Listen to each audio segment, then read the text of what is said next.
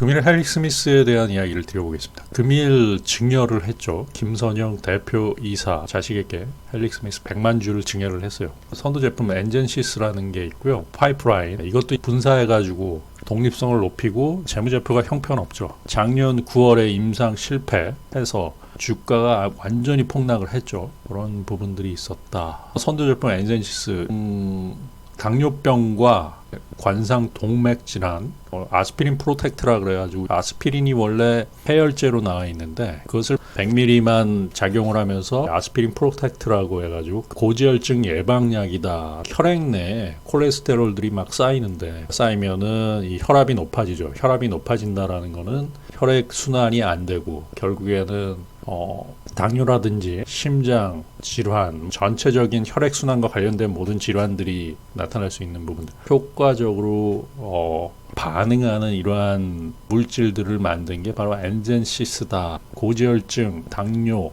그러한 부분들, 그러한 것과 관련된 제품, 선도 제품이다 라고 해가지고 파이프라인은 두 가지가 있고요. 이 파이프라인을 가지고서 지금 다시 분사를 해서 독립적으로 만들겠다. 헬릭스미스 지금 현재 상황이고요.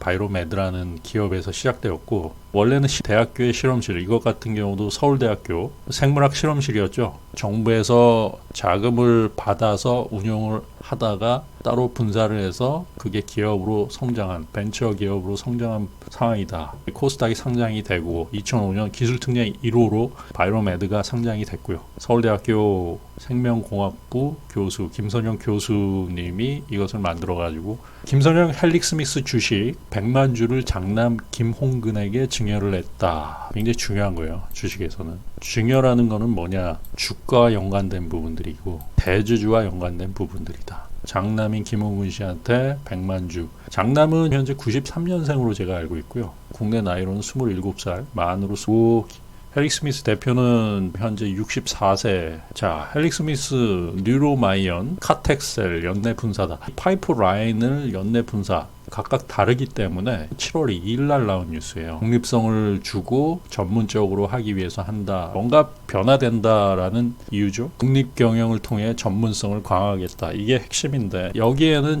증여라는 부분과 부상증자 나왔던 부분들이 있다. 제약사 오노가 널뛰기 장세의 증여 절세 효과는 해서 7월 14일 금일 나온 뉴스였어요. 주가가 많이 뛰니까 취소를 했다. 이게 법률에 의해서 2개월 평균가, 이게 종가상으로 2개월 평균이에요. 그러니까 장중에 헬릭스미스 얻고 튀는 부분들 있잖아요. 이런 부분들이 엄청나게 많이 나올 수 있다. 윗꼬리, 요런 게 많이 나올 수 있어요. 이게 왜 많이 나올 수 있냐 하면 종가 2개월 평균이에요. 여기 헬릭스미스 주가인데 지금 공시가 나왔어요. 2개월. 5월 달부터 이렇게 보시면 여기서부터 종가 기준으로 데이터가 계속 축적이 되기 때문에 널뛰기 장세 이런 부분이 많이 나올 수 있다라는 말씀을 드립니다. 6개월 평균 이렇게 해가지고 뭐 진양제약, 하나제약, 오노가가 증여를 했다라고 하고 증여를 또 취소를 한 증여세 때문에 주가가 낮을 때 증여를 결정. 지금 코로나 사태가 나와가지고 갑자기 주가가 개폭락을 했죠. 그랬더니 얼마나 좋습니까? 그러한 부분들을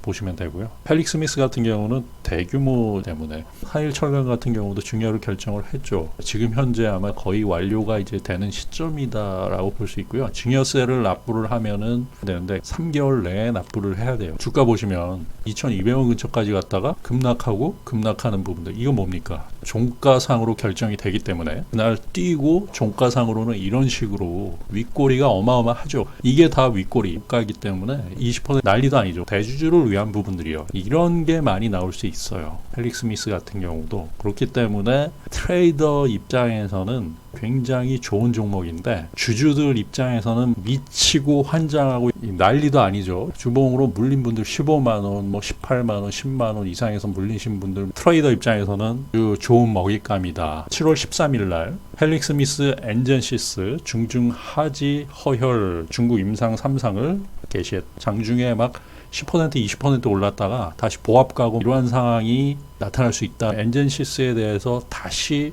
이슈가 주목이 될 거예요. 여기 3-2상 지금 나오는 부분들이 있고 그리고 중국의 자본이 들어와 가지고 바이오 기업에서 가장 중요하게 생각하는 거는 재무제표가 아니에요. 돈을 끌어모으는 능력.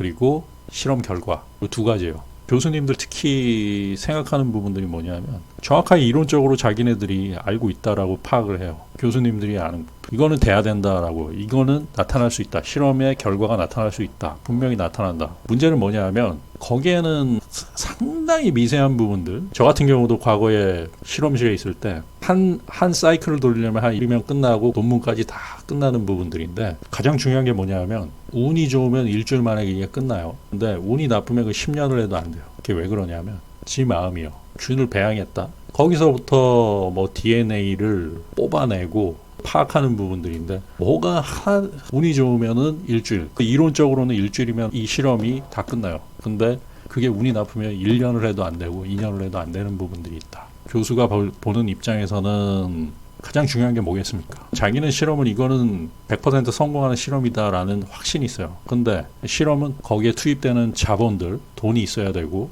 1년이 걸리고 10년이 걸리고 이럴 수도 있다. 증여는 뭐 재산을 무상으로 상대방에게 주는 거죠. 근데 주식에서 증여는 중요한 게 뭐냐면, 부동산을 증여를 했다. 그 가격이 딱딱 떨어지는데 주식 같은 경우는 시도 때도 없이 막 변하잖아요. 그럼 기준 1에서부터 이 전 2개월, 이후 2개월의 종가 평균으로 정한다라는 부분들을 법률로서 지정을 했죠. 그렇기 때문에 이게 막 미친 듯이 올라야 되는데, 미친 듯이 오르면은 증여를 포기를 해요. 증여를. 윗꼬리가 왜 많이 나오냐면 종가 평균, 2개월간의 종가 평균이 들어가기 때문에 이 아주 최악일 때를 얘네들이 증여 결정을 해요. 왜? 증여세를 내야 되니까. 지금 유동성 장세잖아요. 유동성 장세. 그거를 보고 하는 거죠. 현재 100만 주 정도면은 상당한 과세가 나오는 상황이 있고요. 50% 정도를 내야 될 거라고 보고요. 그러니까 2개월간 주가가 오르긴 글렀다라고 보는데, 그렇게도 생각을 하는데 트레이더 입장에서는 변동성이 상당할 것이다. 장중 변동성이 위로도 20%가 보합가고 종가이기 때문에 나타날 수 있다라는 말씀을 드립니다. 65,000원 정도 지금 평균 가격이니까 그 정도 가격에서 얘가 증여세가 결정되는 부분들, 대주주 입장에서는 굉장히 좋겠죠. 저는 주주 현황인데 여기 보면은 김홍근 씨 1168주 정도 분이 없었죠. 2020년 4월 22일 지금 100만 주가 추가가 된 부분이다. 김선영이라는 분은 어떤 분인가? 과거에 서울대학교 자연과학대학 생명과학 90년대 초반에 교류를 해가지고 실험실부터 시작한 부분이고, 거기서 벤처기업으로 발전돼 나가가지고 그게 2005년도에 바이로메드가 코스닥에 상장하면서 임상 3상 실패. 이거는 2019년 9월 24일 제2의 신라젠데 그게 난리 났죠. 약물 혼용이 됐다라고 해서 어이없는 일이 발생했다. 그 당시에 주가가 아주 어마어마하게 급락했다. 엔젠시스는 뭐 끝났다. 1차 평가 지표 실패라고 해가지고 2월 14일 날, 올해 2월 14일 날 나온 부분에서 여기에 약물 혼용 가능성에 대해서는 없었던 것으로 결론지었다. 그렇게 해가지고 요번에 임상 3-2상 지금 이제 들어가요. 2020년 6월 20일 엔젠시스 당뇨병성 신경병증 임상 3-2상을 개시한다. 헬릭 스미스 중국 파트너사와 임상 개발 계약 연장을 한다. 7월 14일 나온 뉴스였죠. 엔젠시스 중증 하지 허혈 중국 3상 2호가 중국에서 3상하고 있는 부분들이 있고요. 가장 중요한 거는 돈을 끌어모으는 거예요. 헬릭 스미스 같은 경우는 전형적인 교수 출신의 경영자다. 가장 두려워하는 부분들이 뭐냐면 돈이 끊기는 거. 돈이 끊긴다라고 하면 자기 자본을 다 갉아먹는 부분들이잖아요. 돈이 끊기는 부분들을 가장 두려워한다. 그렇기 때문에 이런 계약 연장이라든지 파트너사의 자본금을 끌어들일 수 있는 부분들, 돈을 끌어들일 수 있는 부분들을 가장 중요하게 보고 있죠. 그런 의미에서 SK 바이오팜 같은 경우는 대기업 자본이 그냥 들어가는 부분들이기 때문에 지켜봐야 되겠습니다. 재무제표가 지금 굉장히 안 좋죠. 헬릭 스미스 재무제표 보면은 엉망진창인데 얘네들은 어떻게 보면 외줄타기를 하고 있다라고 볼 수 있어요. 이제는 뭔가를 내야 될 시점인데 3-2상하고 한 번 더 아마 큰 폭의 위아래 변동성 움직이는 부분들이 나타나지 않을까. 이 유동성 시장을 통해 가지고 보기는 하는데 시장에서 눈초리로 보는 부분들 아주 좋게 보지는 않죠. 왜냐하면 지난해 9월에 임상 실패를 했으니까.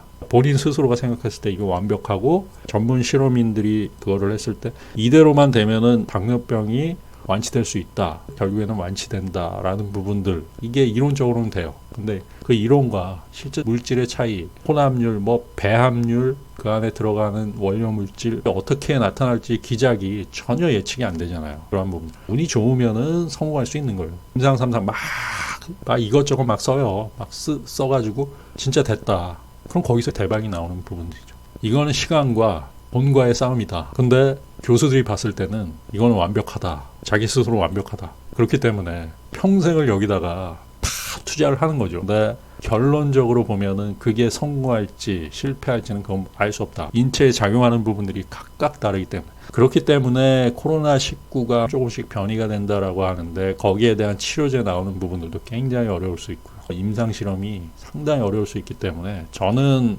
제약 바이오를 잘 안 봐요. 제약 바이오 투자를 거의 안 했죠. 이러한 부분들을 굉장히 싫어했기 때문에 수학적으로 1 더하기 1은 2다. 그러한 부분들을 원했지. 그렇기 때문에 저는 제약 바이오라는 부분들은 접근하는 방법이 트레이더로 접근하기 때문에 얘가 뭐 그날 올랐다. 그러면 오르면은 거기에 대해서 먹고 튀는 부분들로 접근을 하고 주주들 같은 경우는 장기 주주는 이게 성공할 것이다. 막 열광을 하고 뭐 셀트리온 주주분들 같은 경우도 뭉쳐가지고 그런 분들이 성공하는 부분들이 있기 때문에 버핏 같은 경우는 이런 제약 바이오에 접근을 거의 안 할 거라고 저는 봐요. 거의 통계상으로 보고 디플레이션 상태, 그러니까 물가가 굉장히 하락해 있고 경기가 침체돼 있을 때 인플레이션 수혜주들, 우리가 꼭 먹어야 되는 의식주, 그중에서 먹는 것 같은 경우 뭐 코카콜라라든지 맥도날드라든지 이러한 것에 투자를 많이 했죠. 조지 소로스라는 인물이 있어요. 조지 소로스는 이런 걸 굉장히 좋아할 거예요. 종목에 대한 공매도 포지션을 많이 유지를 할 수 있다라고 해가지고 굉장히 좋아할 거예요. 그리고 7년도 그 서프라임 모기 사태 나고 이게 한번 크게 문제가 될 수 있겠구나라고 했을 때 공매도 포지션을 취한 다음에 중국은 계속 성장 가능하고 엄청난 성장을 할 수 있다라는 부분들을 많이 얘기를 했죠. 거기서 공매도 포지션을 취해가지고 그 수익을 내고 공격적 포지션은 조지 소로스, 그다음에 방어적 포지션으로 수익을 계속 누적해 나가는 건 워렌 버핏, 그다음에 요즘 같은 경우는 레이 달리오라고 해가지고 이 사람은 전체적인 통계 어떻게 보면 워렌 버핏과 조지 소로스의 장점들을 뽑아가지고 이 자기 자신의 철학을 만들어가지고 계속적으로 수익을 누적시켜 나가는 부분들이에요.